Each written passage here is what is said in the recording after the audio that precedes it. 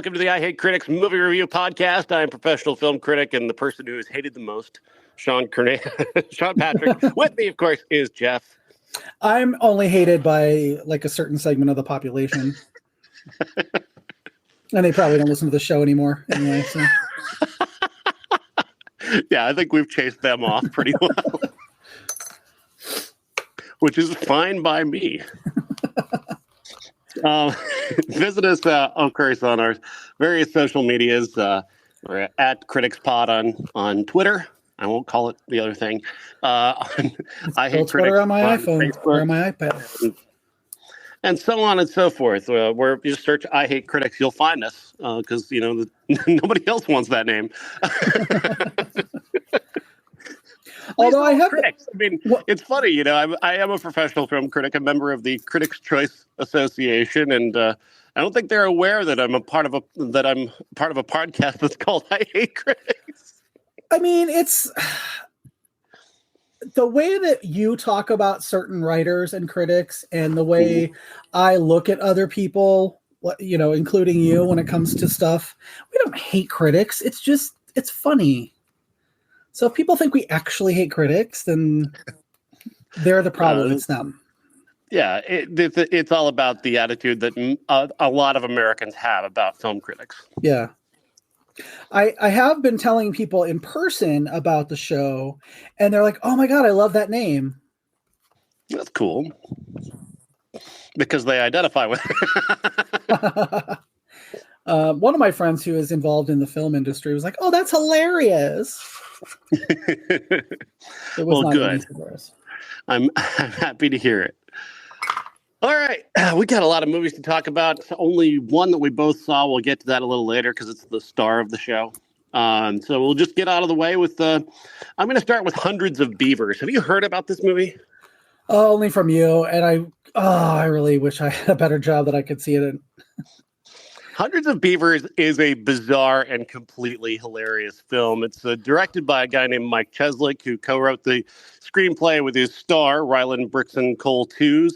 And it's the story of a man who becomes a trapper in an old west town that's one of those winter set western towns in the 1800s.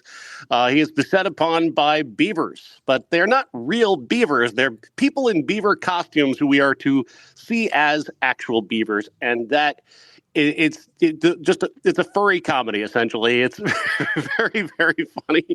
It's almost entirely wordless. It's like a Looney Tunes thing crossed with furries, crossed with The Revenant. And it's just a very funny idea that is just played incredibly, incredibly well.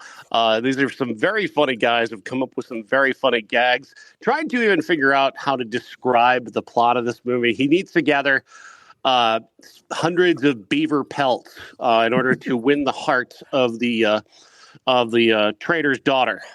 So he wants to win her heart. He needs to capture a bunch of beavers to do it. But the beavers are smarter than he is, so that makes it difficult. Oh, would this make a good double feature with Zombievers? Absolutely. Okay. I didn't love Zombievers, but yeah, totally. I get the connection at the very least. This and The Revenant, maybe back to back. I loved Zombievers as I was watching it, but I don't think I ever finished it. Yeah, it's not a new movie that anybody finishes, I don't think. You just kind of, you get the gist of it and you walk away. This movie, though, this movie is so fun to watch. It is just, it's fun from the first moment to the last. They keep coming up. You think he's going to run out of bizarre ideas, and then he finds a new one to do. And he's building in like jokes in the background that are going to pay off later. And it's all in black and white and wordless, so it makes it sound like an art movie, but there's a lot of shit jokes in the movie. So it's like, it's totally playing all of these elements against each other to create this comic friction that is just irresistible. Nice. Yeah, I'm a big fan. I think these guys are incredibly talented, and I I would hate to see what money and success will do to them. I want them to continue with this. I want them to continue this aesthetic. I don't want them to get in the habit of having money in the future. Well, yeah. Which is a sentiment. I know that I'm taking that probably from Bob. Well, Bob I always think says that that about the best independent filmmakers. They don't need the money. yeah, I mean, when you start off with no money and you're given money, you go from Evil Dead to Evil Dead 2,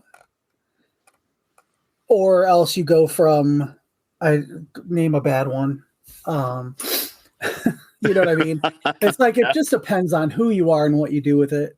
Yeah, yeah. Like a good director can make the proper adjustments and and still maybe keep the originality and the heart that made them who they are. And hopefully that's the case with these two guys, is that they can keep the spirit of this alive and build upon it, as opposed to moving into more mainstream style filmmaking. Because I don't think mainstream is what these guys are not that they're not capable of it. They may be capable of it, but it's not necessarily what they need to do. They need to do this, but better. Yeah. Even better, even more ambitious, even more weird. I like that.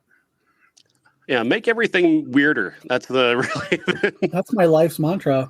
As somebody who has to see all the movies, I'd like them all to have at least a little bit of weird to them. It makes things better.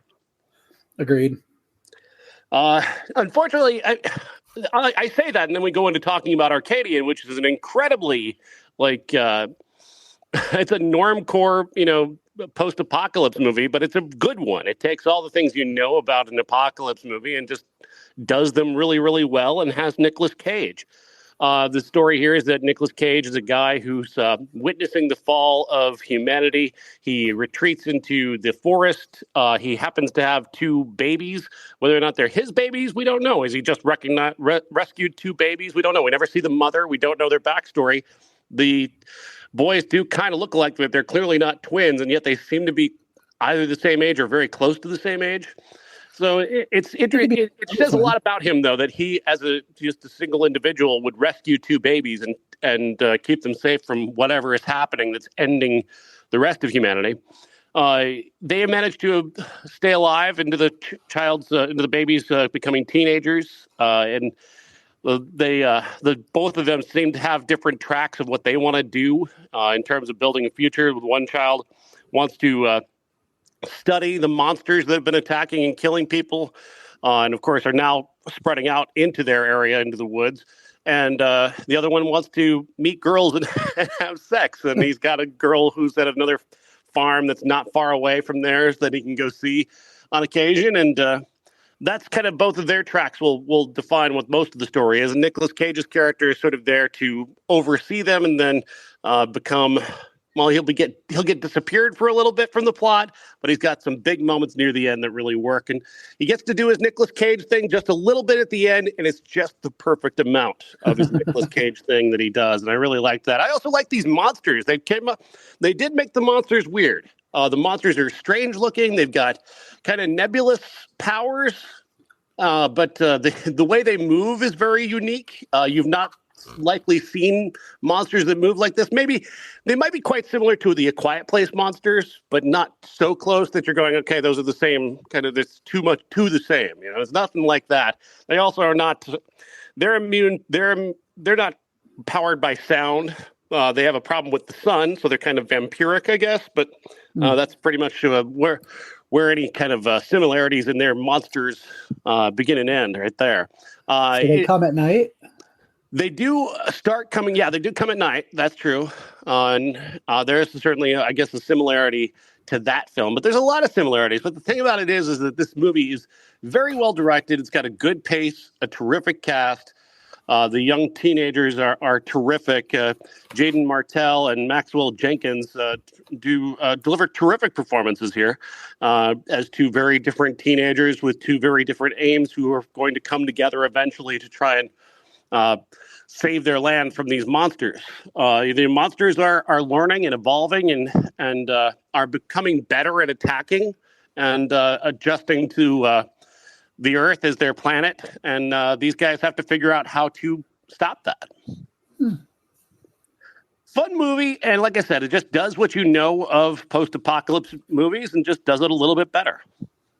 Good. I look forward to seeing it if I ever get to work a daytime shift at my job. Strange releases, for both this one and another one we'll talk about later. In that they're not getting daytime shows. Yep, unfortunately. Now, you saw a movie that I didn't get a chance to see. Tell us about this one. I got to see Problemista on its last night in town. Julio Torres plays Alejandro, he's an aspiring toy designer, and he moved here from El Salvador to try to get a job at Hasbro, which, as a toy collector, was one of my little niggles with this because Hasbro is not in New York City. Anyway, but he's got all these weird ideas for toys that, are a little outside of the mainstream, but could be fun. Mm-hmm. And he is about to lose his sponsorship to stay in the United States because he gets fired from his day job that has sponsored him for as long as he's been in the States.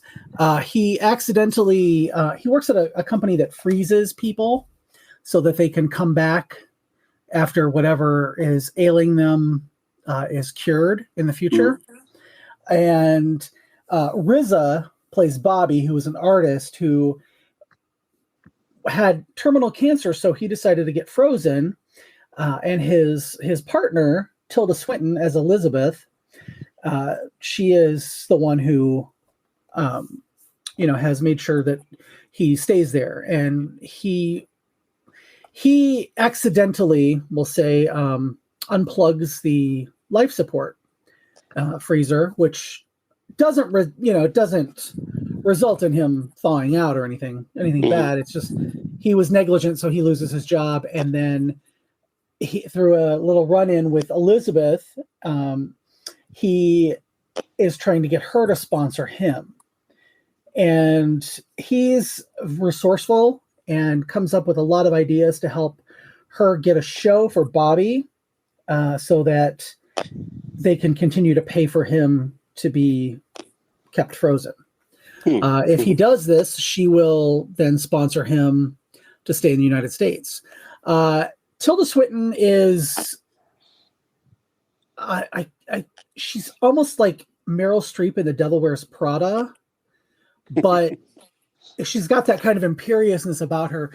But she's also like, she plays this with an undercurrent of sadness and brokenness that I love her anyway, but this was, to me, one of her very, very, very best performances that I've ever seen. She's just incredible. The way she plays this broken, hurting person who also breaks and hurts other people. And, she screams at service people and she screams at Alejandro. She's playing him off against another potential assistant, Bingham, played by James Scully. And I remember the trailer for this, and I thought that there was some sort of love subplot, but they have cut this out of the movie, and I don't know why. But Alejandro's mother, Dolores, I think her name is, she's his support and sends him $40 here and there. And he needs thousands of dollars to stay in the country. And just the encouragement that she gives him is just super sweet. And Julio Torres, he embodies this anxious character so well that you just get that. You don't have to listen to him even for the first part. He has this little, like, his walk is a little bit of a run, like a little jog. And it just conveys the anxiety that he's feeling so well.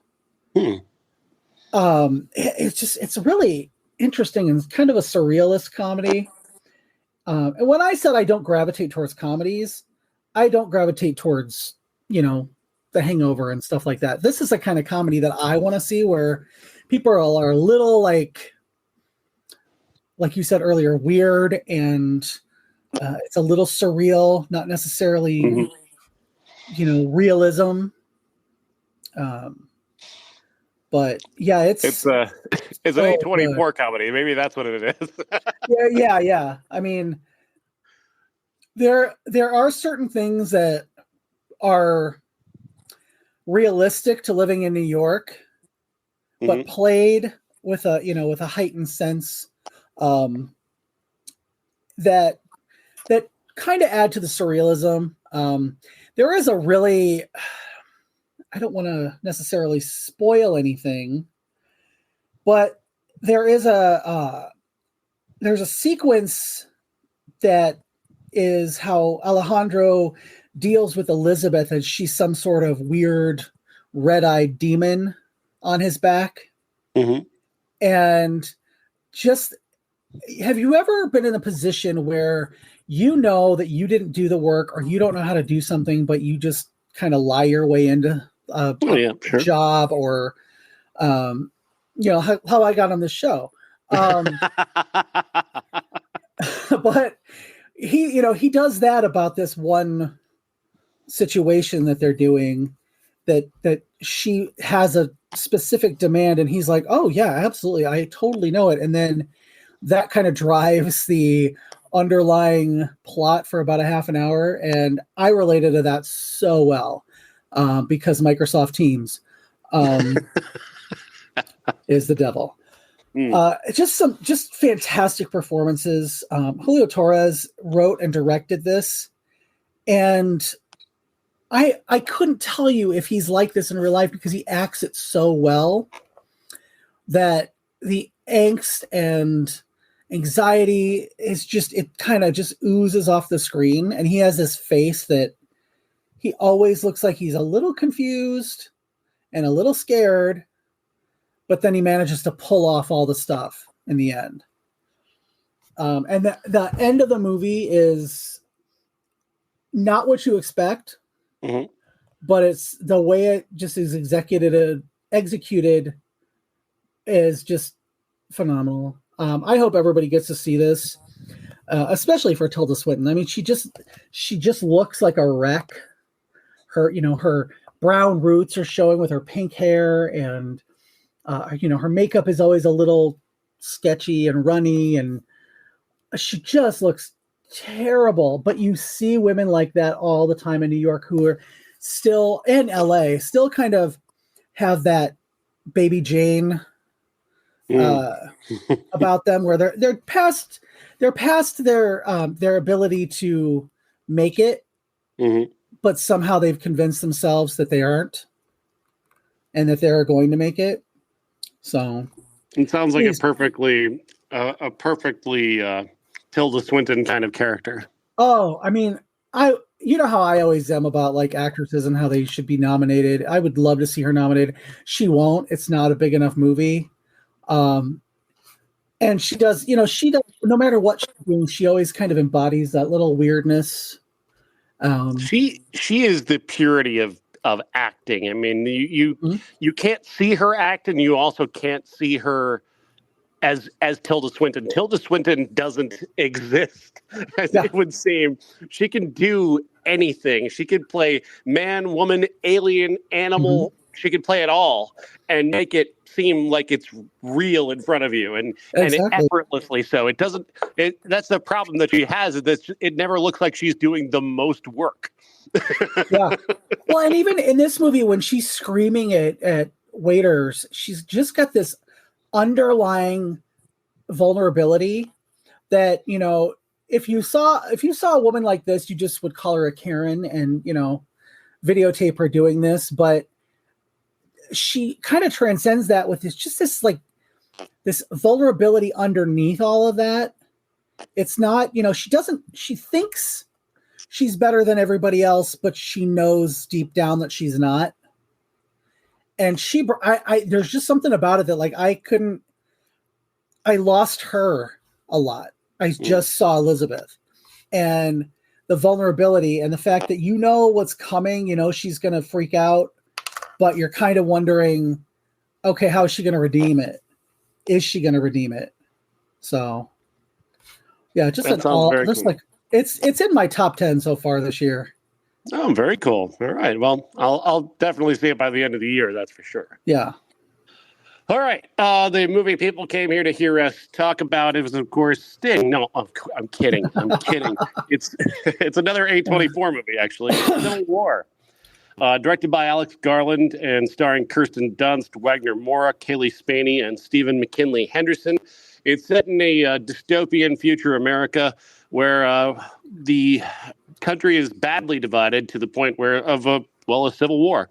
The forces of California and Texas and perhaps the Florida faction are coming together to try and take down the president, played by Nick Offerman, who is, I guess we don't know.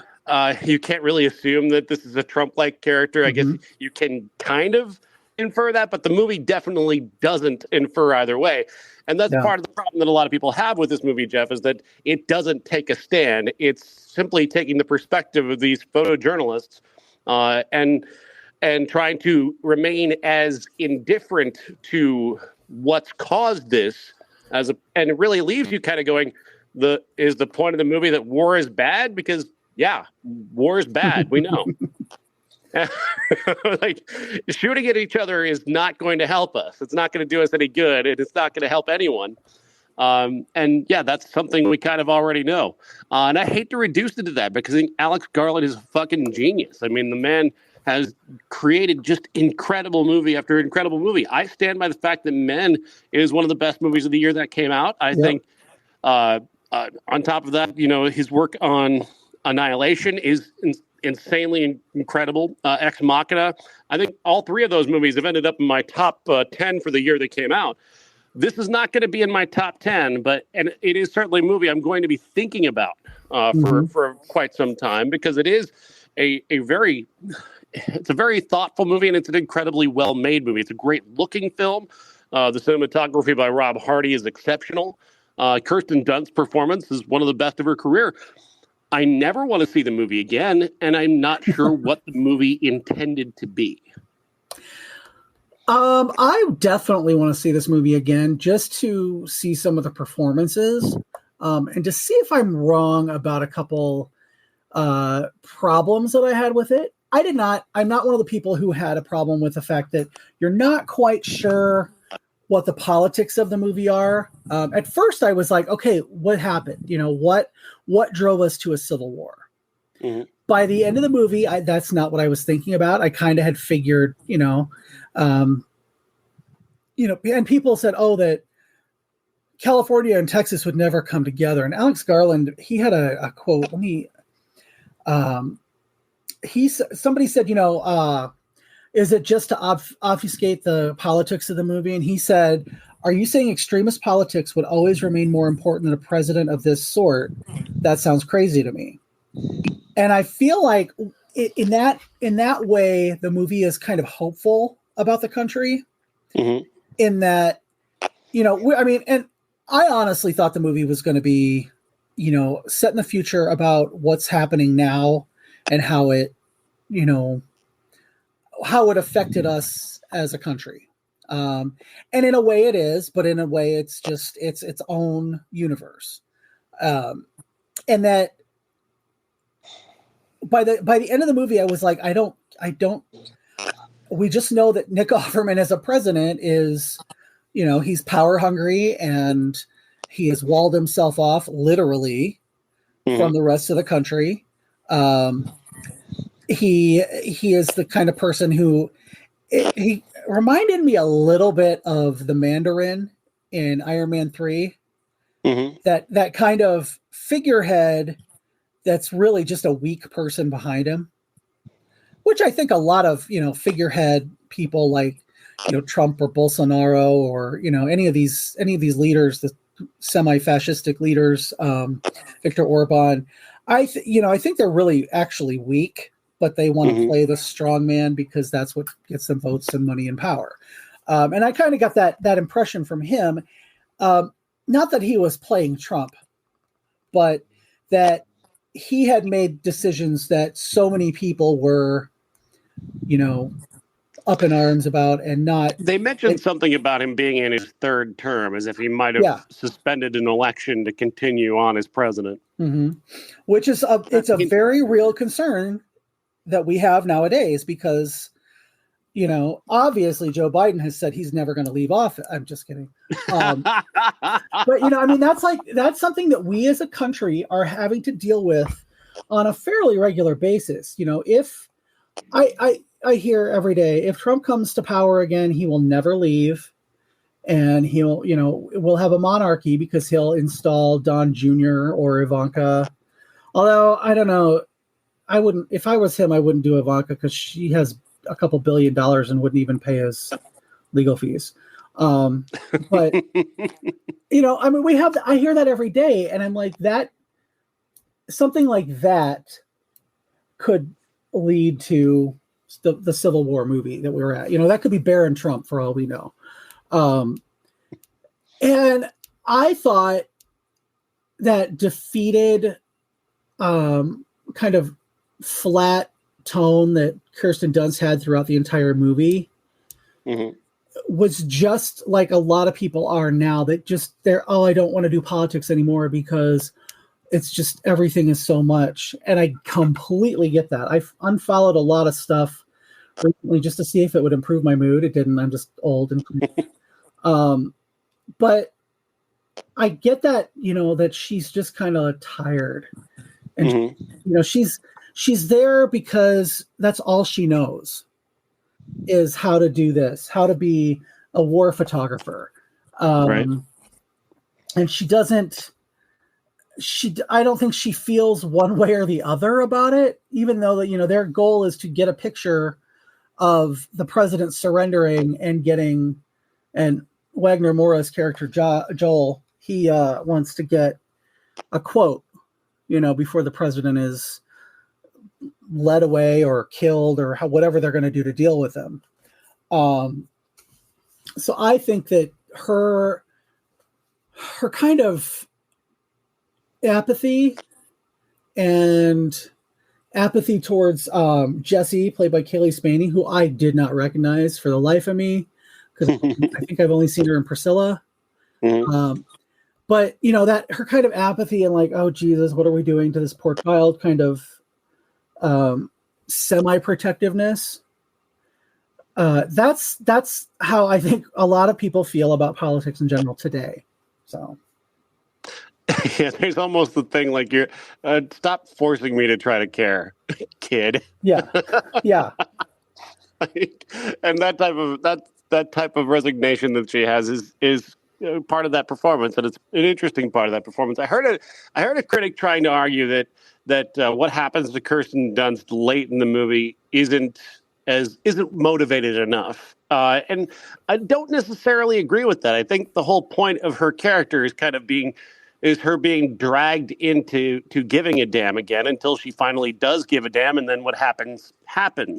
And that's, you know, it's a form of the redemptive arc, you know, of somebody she's not a villain character by any means, but she is a character who has stopped feeling, stopped caring a little bit, and is just resigned to, let's just get this thing done, and, you know, we'll deal with it later. The whole arc is her being won around to kind of giving a damn about something, and it turns out to be this young photographer who, yes, in a classic sort of screenwriting way, is the mirror image of her as a younger person. She can see herself in her, and that's a very screenwritery, tropey thing to write. But at the same time, it does play out well. It does work. They are a good mirror for each other. I can accept that. And I do feel that her change of attitude was motivated in part by what happens with Stephen McKinley Harrison's character. Yeah. But also, it's about her. The whole arc of her thing is coming around to care about something. Maybe it's not either side of the cause, which nobody really knows what the cause really is in many ways. It's about coming around to care about a person again, and that's the character arc, and I buy that. I found the movie to be somewhat miserable in a way, in that way that so much dystopian fiction is constantly miserable about the future of humanity. Yeah. I did like, the little stories that they told about, both Kirsten Dunst and Kaylee Spaney's families live in places where they don't have to care. And Yeah. I was like, I love those people. That's where I'd be. I honestly, I wish I could be that way. I'm far too in the weeds, politically as it is now. Mm-hmm. I wish I could, I wish I didn't have to care. I tell the story often anytime this topic comes up, but John Mulaney's bit about Trump being the horse in the hospital is just one of the greatest political metaphors I've ever heard, because prior to him, you really, if you could be like him and not care about what was happening. You have a semi-competent person who's in charge, kind of doing their job and doing it to the best of their abilities. I don't need to care about anything. Now you've got a horse running loose in a hospital who's going to daily just kind of frighten you into remembering that he's there. And it's like, oh God, I got to give a fuck now. Yeah, exactly. I want to, if you don't want spoilers for this, skip ahead, just go 3.5, 4 minutes. Because I have to spoil something in order to talk about one of my big issues with the movie. Mm-hmm. Okay, so skip ahead. You're skipped ahead. Kirsten Dunst at the beginning of the movie says, she says, basically, if you were being shot, I would be there to take the photo. I would be there. And when it ends up that Kirsten Dunst has kind of checked out after Stephen McKinley Henderson, after he dies, mm-hmm. and she checks out for, the kind of the next 10 minutes. And I felt like there was they might have been missing a little snippet of a scene, because she goes from washing all the blood off to, as they're running through the streets of Washington, D.C., suddenly she's just almost catatonic and can't move. And I felt like there could have been a little, where she said, I can't do it anymore. I just can't. And, and Joel and Jesse would be like, no, you have to, you're Lee, you're fucking Lee or whatever. I felt at that moment, I felt her fate was literally ripped across the screen. This is the last moments of her life. And I really thought, after she told Jesse that, yes, I will absolutely take the photos of of you being shot and killed, because that's the news. I really thought that should have happened, that it should have been Jesse who died. And that would have really hit the emotional core for me, more so for Lee than just being killed.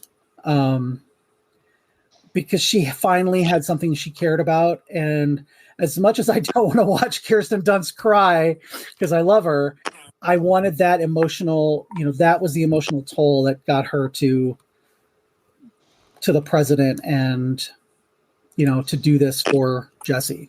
So anyway, that's what I was talking about, is the arc that people are complaining about, is that she has that, sort of breakdown once they get to Washington, D.C. And like I said, I think she was watching Kaylee Spaney's character become her, and starting to feel, fear and care for her, and that's what was kind of pushing her around. Not so much as the Sammy thing also was hitting her too, all at once, and all of this, collision and death happening around her, even though she's been through it before.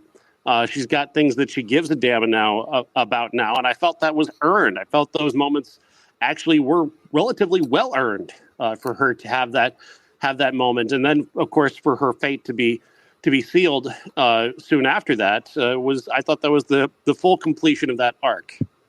Mm-hmm. That again doesn't mitigate the problems that I have with the movie being utterly fucking miserable to sit through, because it is a miserable, angry movie, and I don't know how to recommend this movie. It's incredibly well made. It's a work of art. Garland is an incredible director. Who do I recommend this to? Who do I say, yes, this is definitely something you want to sit through? It reminded me of talking about the movie the 9/11 recreation movie that Paul Greengrass directed, Flight 93. 93, yeah.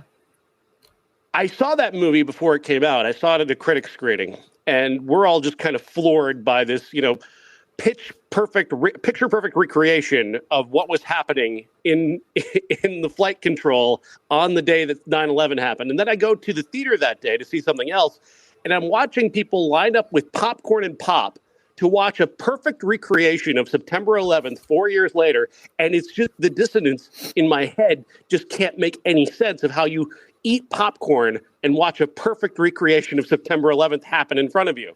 And that's the same kind of feeling I have thinking about Civil War. How do I sit there and tell you to grab your popcorn and pop and go watch the end of America, guys? as it would probably happen. Well, I, for one, don't think we'll even get to this part. I hope not. Because Cruz, really, the other side has all the guns. I think we're fucked in that case. No, I just meant we're going to get nuked way before we get to the Civil War portion.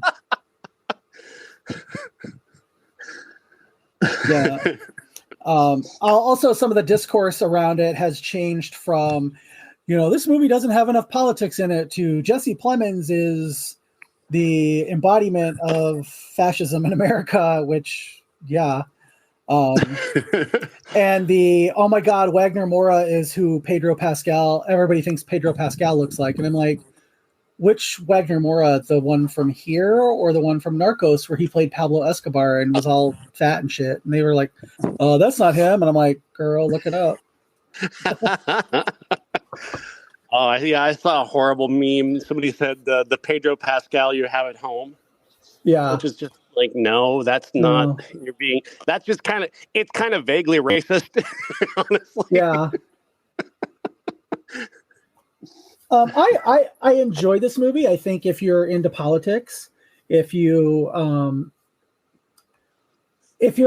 I hate to say it this way because it sounds so elitism, but if you're smart enough to just go in and figure it all out for yourself, as opposed to being spoon-fed which side is the good side and which side is the bad side, and I think this movie is going to reflect your politics.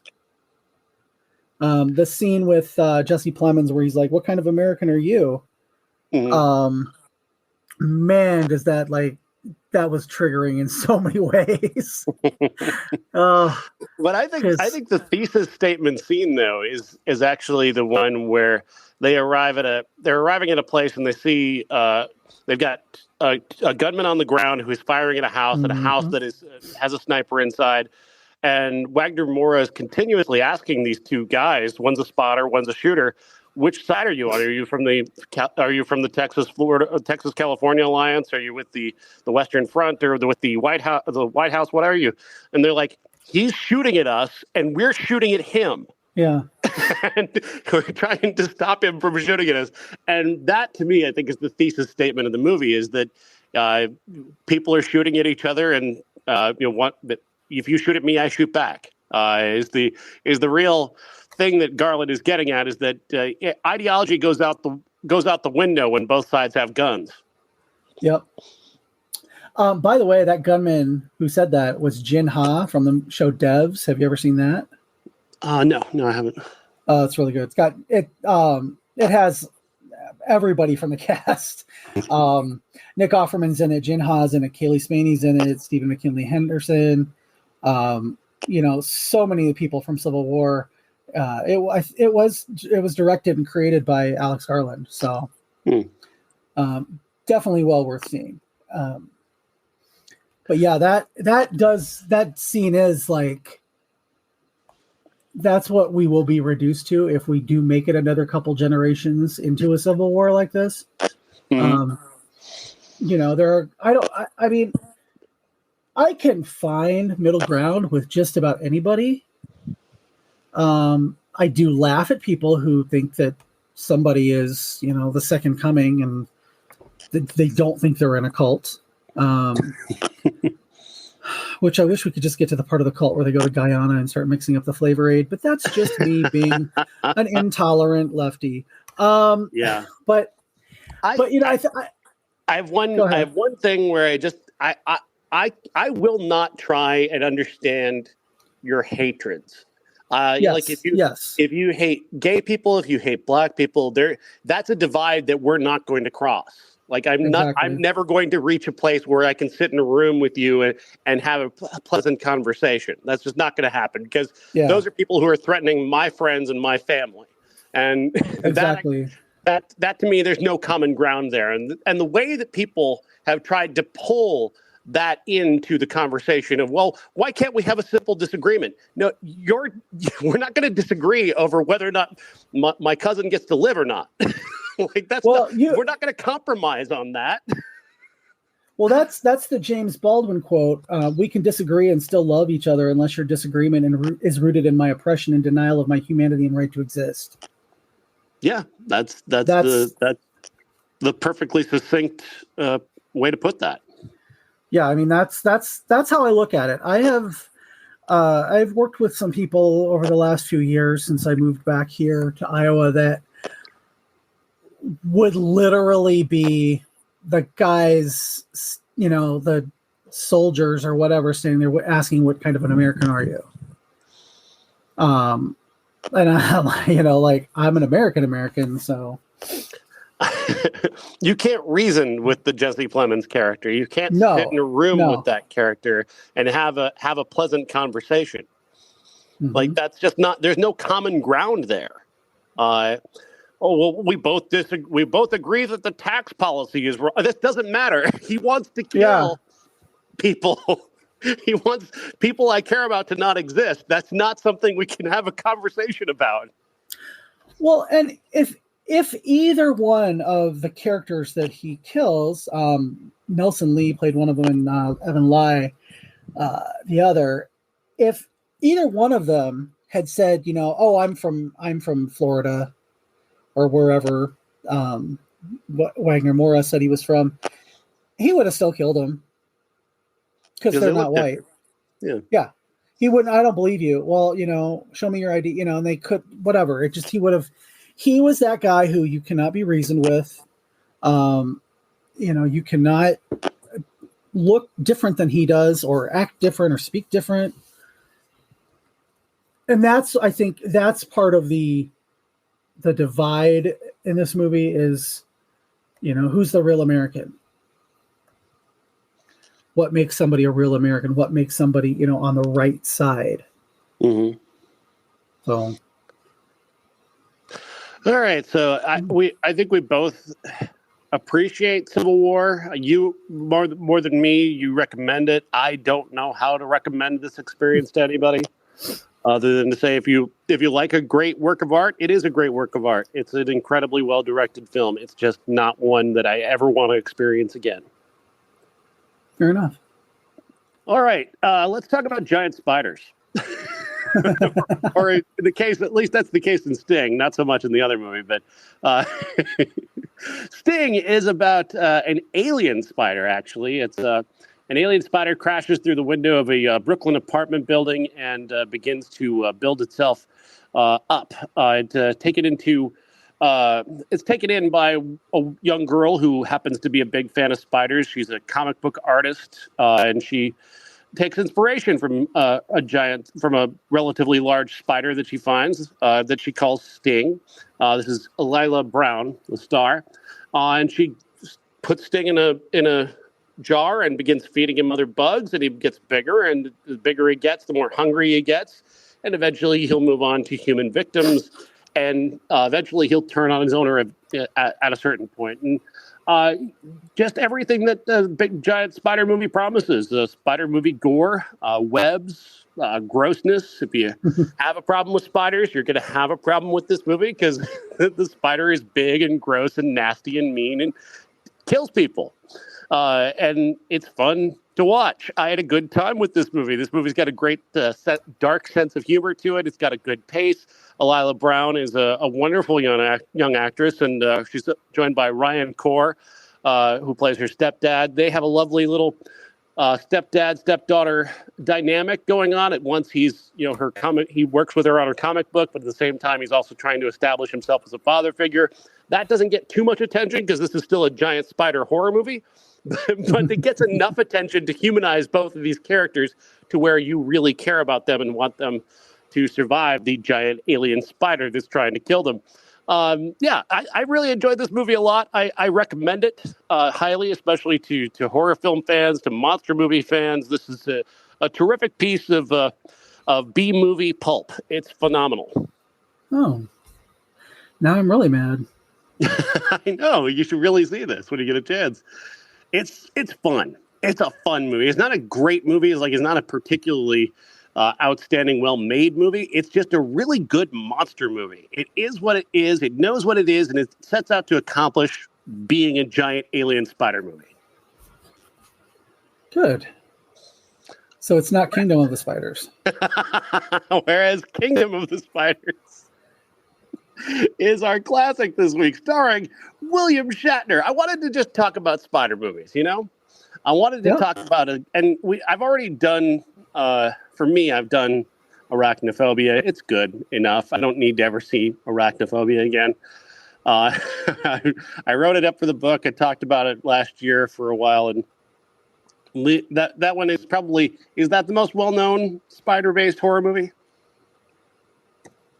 Probably. Are there many others that you can think of? No, not off the top of my head. Our horror film expert. I honestly like that kind of like the nature turning on, human beings movies have never been kind of my favorite horror movies. Mm-hmm. So, there are some of them like Night of the Lepus, which is about giant killer rabbits. Stuff like that, and them I've seen, but they've never really done it for me. Let's just put it that way. Did you like Arachnophobia? Yeah, I saw it when it came out. I saw it in the theater and I enjoyed it. It was more of a comedy to me, like a comedy for people who want to be scared because they hate spiders. But yeah. The best spider movie of all time is one that doesn't advertise itself as a spider movie, and that's Enemy with Jake Gyllenhaal, but I don't want to spoil anything. I've never seen that. Just see it. It's incredible. Then, obviously Arachnophobia we just mentioned. There just aren't many. I think there was a movie called Them or They that was back in the 1940s. That's a giant spider movie that got some attention and some people liked. Also that movie Big Ass Spider. I'm Greg just Grunberg. looking at the poster for that one. A spider crawling up the side of a building is pretty cool. Yeah. I totally forgot about that until just a second. But I don't know. I just wanted something that wasn't Arachnophobia, so I just grabbed the first funny-looking spider movie that I could find, and we found Kingdom of the Spider from 1977, where William Shatner plays a character named Rack Hansen. Rack Hansen. He's from Verde Valley, Arizona. He gets an urgent call from a farmer about a sick calf, and it turns out that... Just so everybody knows, he is not his brother. Not his brother Johnny, and he never will be. No, he's never been his brother Johnny, ever. How many times did he say that? A few too many. He discovers that the calf was bit by a spider. He's joined eventually in this quest by Linda. Is it Linda? Is that Natasha Ryan's character? I think so. Natasha Ryan's character, who joins him, and she's also a scientist. They're looking into what Diane. Her name was Diane. Diane, excuse me. Diane they're looking Ashley. into what caused this spider, what are causing these spiders to become so aggressive, and eventually they're just spiders everywhere, just spider, to the point that the spiders are just causing mass chaos. And you got to give credit to that final image, Jeff. The last image of the movie. Yeah. At the very least, as dumb as this movie is, an entire city covered in spider web is a pretty cool visual. And Leonard Maltin loved it, so He clearly. did. Oh. Yeah. A well-crafted thriller is what he called it. I would not go remotely that far. Well, this is only the second movie that Leonard Maltin never saw, so clearly. So he was 12. If you saw this when you were 12, you would think this was pretty incredible. He saw it at 11 and wrote his review at 12, so... That would make perfect sense. Yeah, I mean, it's hilarious to watch Shatner be Shatner and do his Shatner thing. He's very masculine. He sees himself as the ultimate manly man. He condescends to the woman who's helping him and everyone around him. And yeah, he's the one, of course, who figures out that the spiders are dangerous. But of course, he also is somehow impervious to spiders because he gets bit multiple times. Whereas some people get bit and they're just dead immediately. He gets not him. Hundreds of times by hundreds of spiders and then gets back up and is there at the end of the movie. Right in the face in the last 5 minutes, and you're sure he's going to die. And then he springs up into action to look out the window and see that everything is covered in spider webs. Everything's covered in spider webs. Oh my God. That's amazing. And then the movie just ends. It just ends. It's so good. That's a great way to end a movie. Just these characters have no hope. Everyone's going to die. Goodbye, everybody. Yeah, exactly. I think like they were going for that twist, that like everybody always gets saved in the end of everything. Let's do the opposite. And boy. Are you familiar with the director John Bud Cardos? No, not until I saw this movie. So he's got a quite the filmography. His first film was released in 1970 called Soul Soldier. Yeah, you can guess from the title what that might be. He directed 1979's The Dark with Richard Jekyll and Keenan Wynn. He directed The Day Time Ended, which sounds like an amazing film. 1984's Mutant, which entered theaters as Night Shadows. Yeah, okay. 1988's Outlaw of Gore, which, my God, we've got to see this fucking movie. Have you ever heard of Outlaw of Gore? I have not. This looks pretty goddamn amazing. It's also known as Gore 2. Oh, Lord. Look up the post right now, because if that can't be Jack Palance. He's wearing just this giant feather hat. It is Jack Palance. Oh my God. Well, I'm on it. I just opened up his IMDb page. And it looks like he was making, towards the end of his life, he was making quite a name for himself as a driver. On Memento and Secretary. Oh, wow. And yeah. That's amazing. Now I'm looking up Gore. Yeah, Satan wow. Sadists. Okay. I have seen Satan Sadists years and years ago. Oh, nice. I don't remember anything about it. I think we need to do a side podcast that is just this guy's filmography, because it's incredible. I mean, if you can get all the movies, I'm more than happy to do it. Oh, wow. Yeah. We start with Soul Soldier in 1970, and we go through Active Piracy in 1990, which has got Gary Busey. I mean, this guy and Gary Busey, that's got to be great. He also was a driver on Blue Lagoon, The Awakening.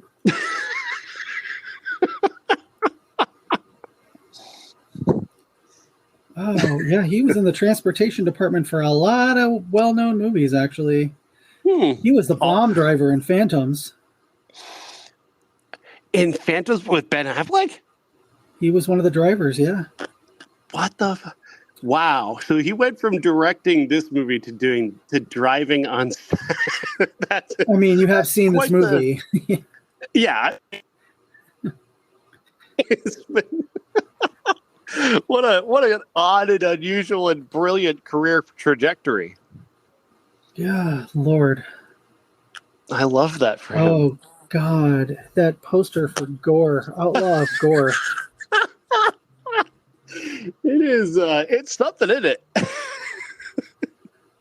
Jack All right. Palance was just a few years away from doing one-arm push-ups on the Oscars.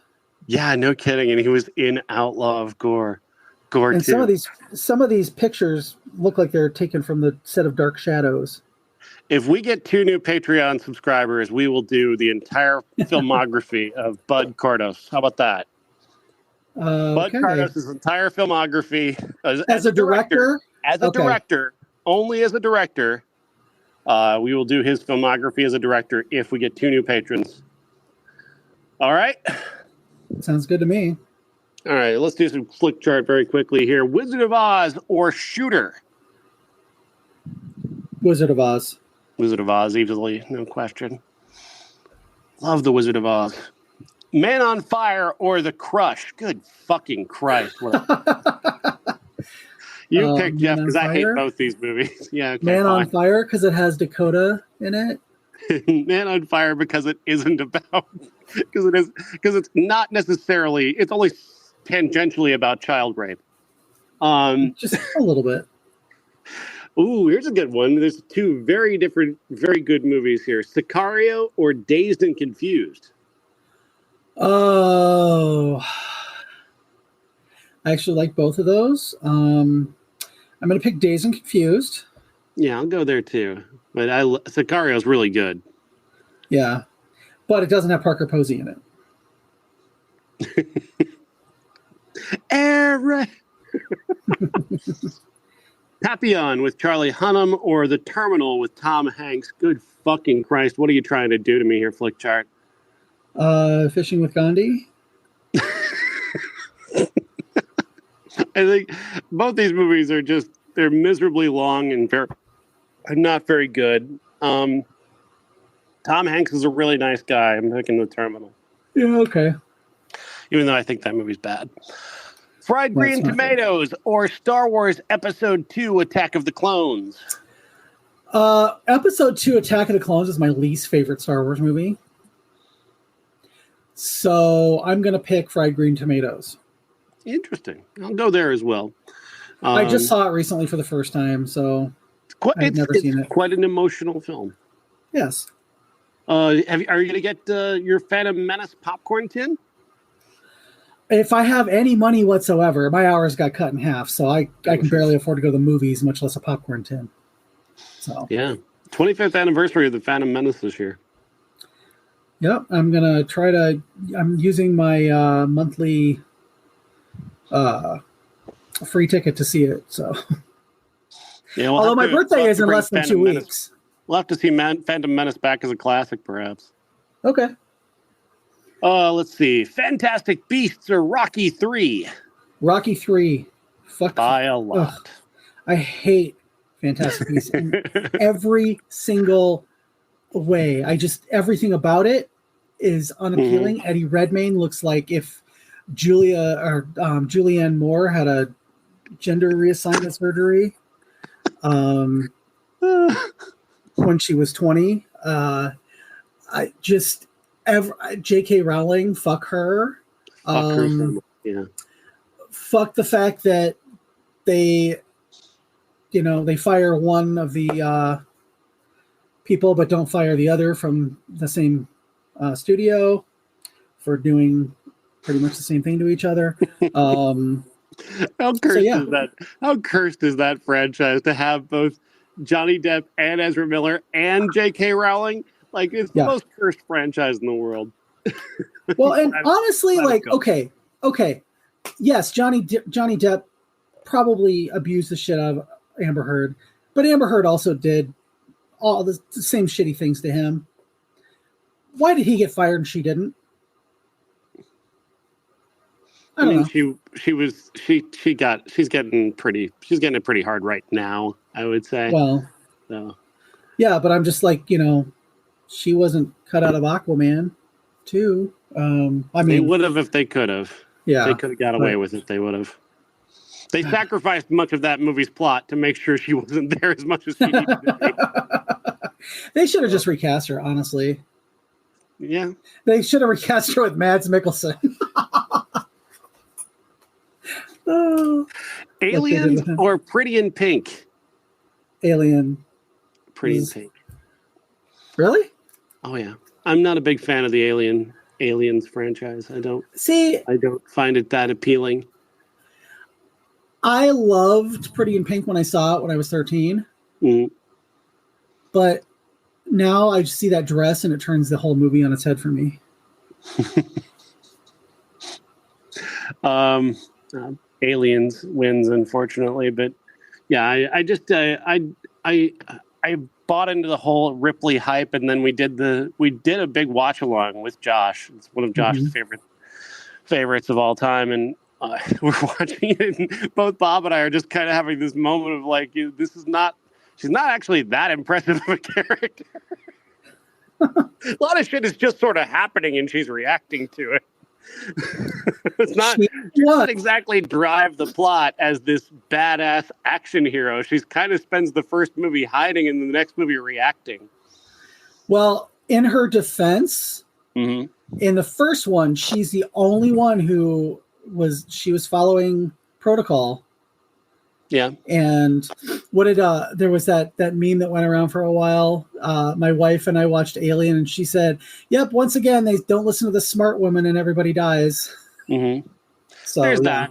I think what mainly that both Bob and I are criticizing is the perception that people created around Ripley as this, ultimate badass female, and I think that does a disservice to who she is as a character. To treat her like she's Rambo. Oh, she's not Rambo. Oh yeah, absolutely.